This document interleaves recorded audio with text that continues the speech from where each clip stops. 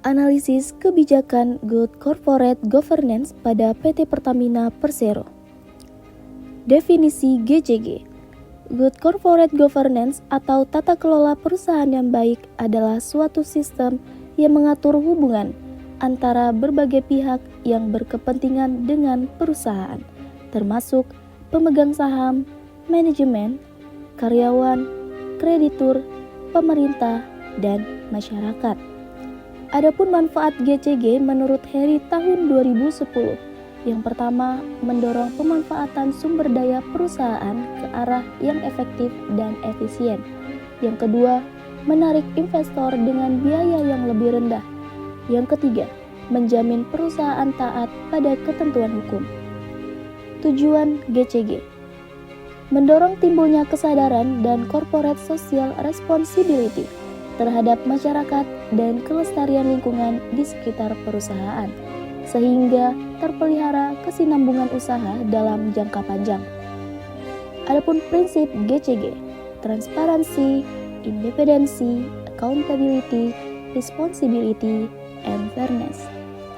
Ada 3 tahapan GCG. Yang pertama, tahap persiapan, tahap implementasi, dan tahap evaluasi. Pengenalan perusahaan PT Pertamina. Pertamina adalah salah satu BUMN terbesar di Indonesia yang berdiri sejak tahun 1961 serta bergerak di bidang usaha minyak dan gas bumi yang telah menerapkan GCG sejak tahun 2009. Penerapan GCG pada PT Pertamina. Pertamina telah menyusun kerangka penerapan GCG yang secara umum dapat dibagi menjadi 3 bagian, yaitu yang pertama, governance struktur, yaitu struktur tata kelola yang terdiri dari organ utama dan organ pendukung. Yang kedua, governance proses, yaitu proses dan mekanisme kerja dari organ tata kelola. Yang ketiga, governance outcome, yaitu hasil dari penerapan tata kelola. Pertama, governance struktur Pertamina terdiri dari Rapat Umum Pemegang Saham atau RUPS. RUPS terdiri dari RUPS tahunan dan RUPS luar biasa. Dewan Komisaris. Tugas dan tanggung jawab: melakukan pengawasan terhadap kebijakan pengelolaan perusahaan, memberikan saran kepada direksi, pengawasan terhadap pelaksanaan rencana jangka panjang, rencana kerja, dan anggaran, ketentuan anggaran dasar dan keputusan RUPS, serta pengawasan terhadap peraturan perundang-undangan yang berlaku sesuai dengan maksud dan tujuan perusahaan. Dewan Komisaris Pertamina. Pertama, komisaris utama, kedua, wakil komisaris utama, yang ketiga, komisaris. Direksi. Direksi bekerja sama dengan Dewan Komisaris dalam menyusun strategi jangka panjang perusahaan. Direksi bertanggung jawab terhadap kepentingan dan pengelolaan bisnis agar dapat menghasilkan nilai tambah dan memastikan kesinambungan usaha dengan memperhatikan kepentingan stakeholder dengan kegiatan perusahaan. 2. Governance process, yaitu proses dan mekanisme kerja dari organ tata kelola. Rencana jangka panjang perusahaan atau bisa disebut dengan RJPP. Penyusunan RJPP idealnya disusun 5 tahun sekali, selambat-lambatnya pada 2 tahun sebelum akhir tahun perencanaan. Rencana kerja dan anggaran perusahaan atau RKAP. Direksi wajib menyiapkan RKAP setiap tahun buku dengan memperhatikan dan memastikan aspirasi pemegang saham yang termuat dalam RKAP. Persetujuan atas rancangan RKAP dilakukan oleh RUPS selambat-lambatnya 30 hari setelah tahun anggaran berjalan. C. Panduan Dewan atau Board Manual. Kebijakan dalam panduan Dewan yaitu kuasa untuk mewakili RUPS, rapat Dewan Komisaris, dan rapat direksi PT Pertamina. D. Pengelolaan keuangan. Pertamina dalam melaksanakan pengelolaan keuangan disusun dan dievaluasi secara periodik dengan memperhatikan standar akuntansi keuangan melalui pelaksanaan program kerja yang dilandasi prinsip sadar biaya atau cost consciousness. Tata kelola teknologi informasi dan komunikasi.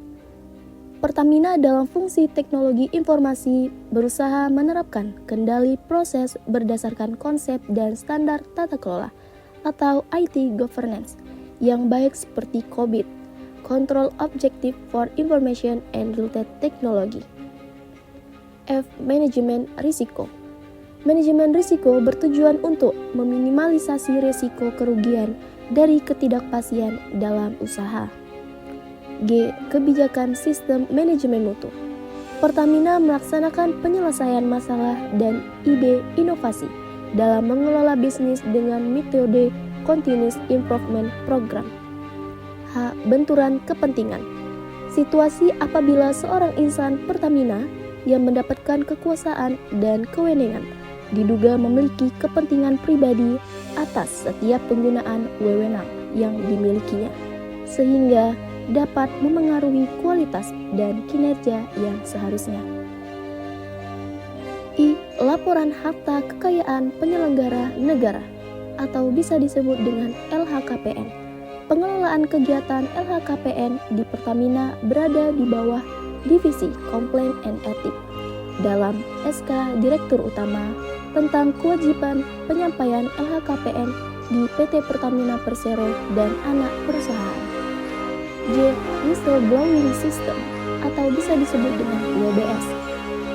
Sepanjang periode pelaporan, WBS Pertamina telah menerima 1.444 pengaduan.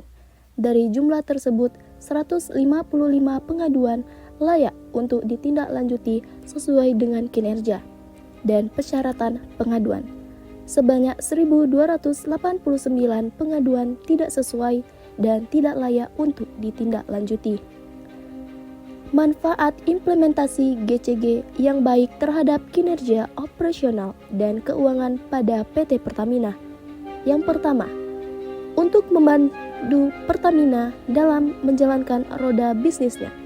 Yang kedua, memberikan perlindungan atas aset dan kemampuan perusahaan Pertamina dalam menghadapi risiko, di samping peningkatan profitabilitas secara berkesinambungan. Yang ketiga, membantu Pertamina dalam mengidentifikasi, mengukur, dan mengelola berbagai risiko keuangan yang mencakup risiko seperti fluktuasi harga minyak, risiko mata uang asing, risiko kredit, dan risiko operasional. Yang keempat, membantu meningkatkan efisiensi operasional. Yang kelima, membantu memastikan bahwa Pertamina mematuhi semua aturan yang berlaku. Manfaat GCG pada PT Pertamina. Hal ini tercermin dari kinerja operasional dan keuangan perseroan yang sangat kuat. Bahkan di tahun 2022, Pertamina berhasil membukukan sejumlah hasil yang sangat baik. Antara lain, yang pertama, Corporate Governance Asia Hong Kong. Yang kedua, Indonesia Excellent Good Corporate Governance tahun 2022. Implementing a continuous process. Kendala atau permasalahan yang terdapat pada penerapan GCG pada PT Pertamina.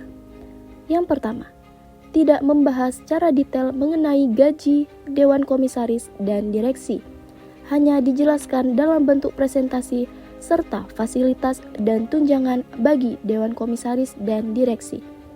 Yang kedua, PT Pertamina Persero dalam penerapan GCG masih kurang komunikasi antara pekerja dengan direksi Pertamina, dikarenakan permasalahan direksi yang tiba-tiba mengeluarkan kebijakan pemotongan gaji karena penerapan work from home atau bisa disebut dengan WFH.